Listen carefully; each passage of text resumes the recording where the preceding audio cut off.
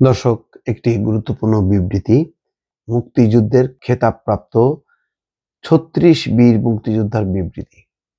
সেখানে বলা হচ্ছে, মুক্তিযুদ্ধের মাধ্যমে অর্জিত বিষয়গুলো প্রশ্নবিদ্ধ করা যাবে না। ৭২-এর সংবিধান বাতিলের প্রচেষ্টার নিন্দা ও প্রতিবাদ জানিয়েছেন খেতাবপ্রাপ্ত ৩৬ বীর মুক্তিযোদ্ধা। তারা বলেছেন, সময়ের প্রয়োজনে জন আকাঙ্ক্ষা পূরণে দেশের সংবিধান সংশোধন কিংবা যুগোপযোগী করা রাষ্ট্রের চলমান প্রক্রিয়া, কিন্তু মুক্তিযুদ্ধের মাধ্যমে অর্জিত মীমাংসিত বিষয়গুলো কোনো মতেই প্রশ্নবিদ্ধ ও পরিবর্তন করা যাবে না। সোমবার গণমাধ্যমে পাঠানো এক যৌথ বিবৃতিতে এসব কথা বলেছেন খেতাবপ্রাপ্ত মুক্তিযোদ্ধা অ্যাসোসিয়েশনের ৩৬ জন বীর মুক্তিযোদ্ধা। ৫ই আগস্ট রাজনৈতিক পট পরিবর্তনের পর থেকে বীর মুক্তিযোদ্ধাদের মারধর, লাঞ্ছিত করা সহ তাদের বাড়িঘর ভাঙচুর এবং সারা দেশে মুক্তিযোদ্ধা সংসদের কার্যালয় ভাঙচুর ও অগ্নিসংযোগ করা হচ্ছে অভিযোগ করে এর নিন্দা ও প্রতিবাদ জানিয়েছেন তারা। বিবৃতিতে বলা হয়, মহান মুক্তিযুদ্ধের মাধ্যমে অর্জিত ৭২-এর সংবিধান বাতিল করার অর্থ আমাদের মহান মুক্তিযুদ্ধকে অস্বীকার করা এবং মুক্তিযুদ্ধের ৩০ লাখ শহীদের প্রতি বেইমানি করা।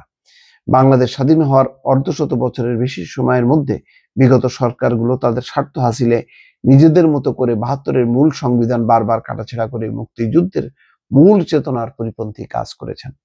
বিবৃতিতে বীর মুক্তিযোদ্ধারা ৭২-এর সংবিধান ছুঁড়ে ফেলা কিংবা কবর রচনা করা নিয়ে কোনো বক্তব্য না দেওয়ার আহ্বান জানান। তারা বলেন, কোনো মতেই ৭২-এর সংবিধান বাতিল করা যাবে না। বর্তমান অন্তর্বর্তী সরকারের কাছে আমাদের জোর দাবি, ৭২-এর মূল সংবিধান হুবহু পুনঃপ্রবর্তন করা হোক।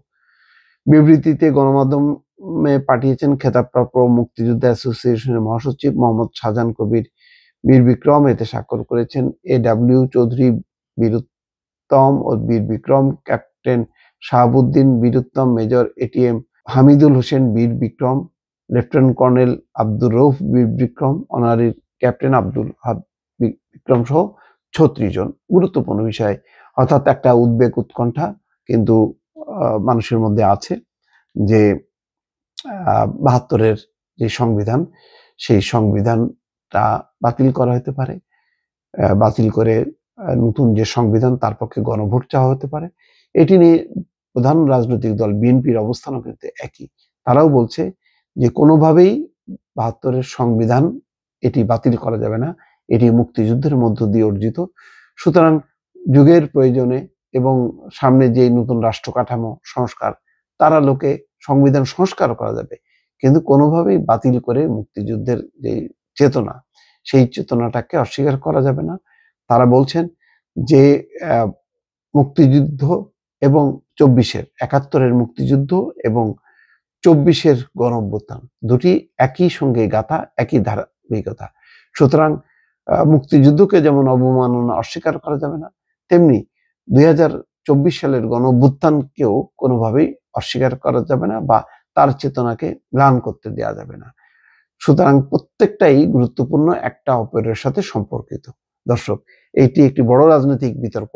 সেই বিতর্ক হয়তো আগামীতে মীমাংসা হবে। দর্শক, ভালো থাকবেন। আল্লাহ হাফেজ।